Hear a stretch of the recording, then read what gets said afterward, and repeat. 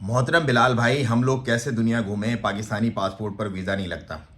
अगर आप लोग मुझे इजाज़त दें तो मैं थोड़ी सी डिटेल आप लोगों को बताना चाहूँगा और इस मिथ को मैं तोड़ना चाहूँगा। आज जो ये लोग कहते हैं कि पाकिस्तानी पासपोर्ट पर वीज़ा नहीं लगता, आपने वीडियो आखिर तक देखनी है, आपको समझ में आ जाएगी स्टोरी क्या है।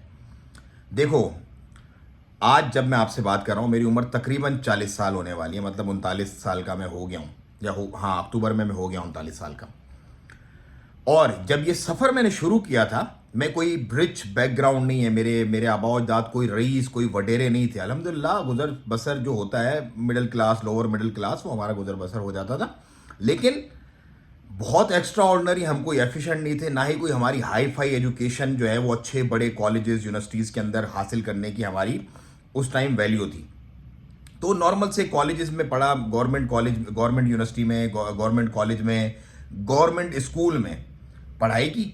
उसके बाद स्टेप बाय स्टेप ये सारा प्रोसेस, ये मैं आपको बैकग्राउंड बता रहा हूँ सारा का सारा, ताकि बहुत सारे लोग ये समझते हैं ना कि यार ये तो बस सोने के चमचे लेके पैदा होते हैं, तो कोई मसला नहीं होता। मैं आपको हर कॉमन मैन के लिए, मेरी जितनी वीडियोस होती हैं वो आम आदमियों के लिए होती हैं, आम लोगों के लिए, क्योंकि मैं खुद बहुत आम हूँ, आम से भी ज़्यादा आम हूँ मैं। तो गवर्नमेंट स्कूल से पढ़ा, गवर्नमेंट कॉलेज से पढ़ा, गवर्नमेंट यूनिवर्सिटी से पढ़ा। उसके बाद फिर एक छोटी सी जॉब मिली, 10,000 रुपये पर मंथ, 2000 बैक इन 2006-7 की मैं आपको बात बता रहा हूँ ये। अच्छा, उससे पहले एक 2,500 रुपये की भी जॉब थी, तो वो थोड़ा टाइम चली, उसके बाद फिर वो हो गया। अच्छा, कंसिस्टेंसी ज़रूरी है। पासपोर्ट पे मैं आ रहा हूँ, जो पासपोर्ट वाली बात है उस पर मैं आ रहा हूँ, ये बैकग्राउंड आपको समझना ज़रूरी है।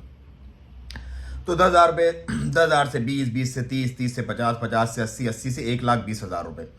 2006 से 2012, 6 साल, 10,000 रुपये से 1,20,000 रुपये पहुंचने में लगा। अच्छा, फिर वहां से मैंने स्विच किया, इस्लामाबाद से मूव ऑन करके मैं चला गया ओमान। ओमान 1,20,000 से शिफ्टिंग हो गई। ओमानी रियाल्स में थी, बिग मनी, बिग सैलरी, कोई उस टाइम पे ओमानी रियाल जब मैं शिफ्ट हुआ तो 2,243 रुपये का ओमानी रियाल था, बैक इन 2011 और 12 में भी। या तो 1,20,000 से जंप हो गई, तकरीबन आप कह लो कि 3-3.5 लाख रुपए पे उस टाइम पे, मतलब जो होती थी एक मल्टीनेशनल ऑर्गेनाइजेशन है, आपको मैं अक्सर बता भी चुका हूँ कौन सी कंपनी थी। तो भाई वो स्विच हुआ। अच्छा, वो स्विच हुआ, अब यहाँ से सफ़र शुरू हुआ, तकरीबन 7 साल हो गए। फिर वहाँ पे क्या हुआ, आहिस्ता आहिस्ता आहिस्ता आहिस्ता बैक इन 2015 जब मैंने ये रियलाइज़ किया कि यार अब ठीक है, थोड़े बहुत पैसे वगैरह जमा हो गए, let's apply for the visa.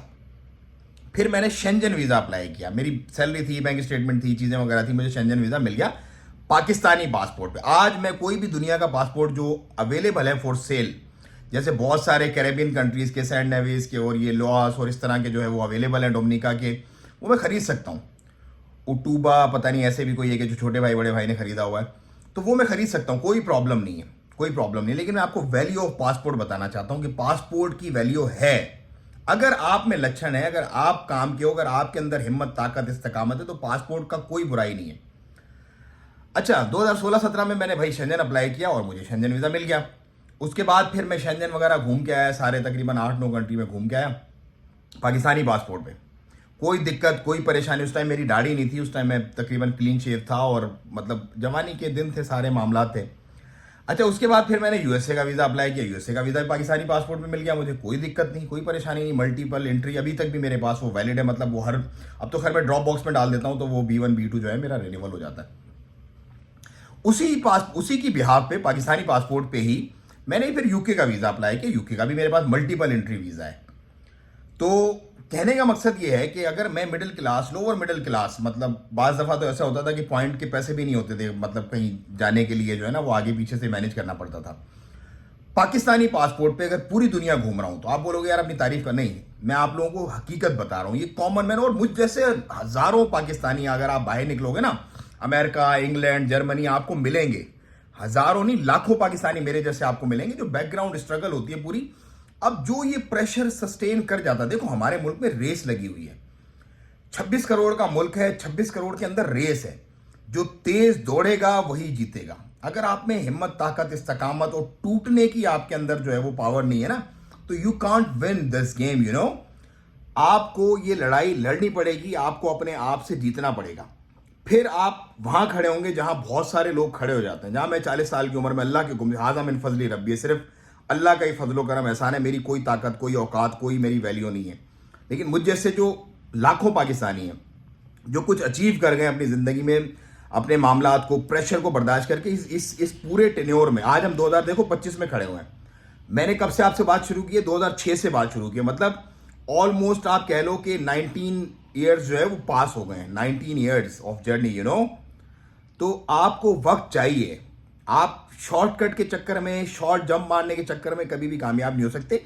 Aahista Aahista सुकून सुकून से मेहनत करते रहो। जहां जो चांस मिले उसको छोड़ो मत। रिस्क लेना सीखो। लाइफ में मैंने बहुत नुकसान किए, रिस्क मैंने लेकिन लिए, लेकिन नुकसान के साथ फिर फायदे भी बहुत हुए। तो रिस्क लेना सीखो। पासपोर्ट बुरा नहीं है, passport is damn good, you know. Passport बुरा नहीं है, बट आप में अगर ताकत नहीं है, आप इस रेस को नहीं जीत सकते, तो वो आपका मसला है। पासपोर्ट में कोई प्रॉब्लम नहीं है। मेरे पास आज भी पाकिस्तानी पासपोर्ट है अल्हम्दुलिल्लाह, और उसी पासपोर्ट पे पूरी दुनिया में मैं ट्रैवल करता हूँ। कोई मुश्किल, कोई परेशानी मुझे नहीं पेश आती। तो ये अल्लाह का फजलो करम एहसान है। तो आप लोग पासपोर्ट को ब्लेम मत करो। आप अपने अंदर एक कैपेबिलिटी बनाओ, आहिस्ता आहिस्ता कंसिस्ट। देखो ये प्रोसेस है, सक्सेस जो है ना एक प्रोसेस है। इस पूरे प्रोसेस को स्लोली ग्रेजुअली फॉलो करो। एक दिन आपके हक में होगा, एक दिन आपके खिलाफ होगा, लेकिन at the end of day eventually you will win this race. दुआओं की दरखास्त। वीडियो अच्छी लगी तो शेयर करें। अस्सलाम वालेकुम व रहमतुल्लाह।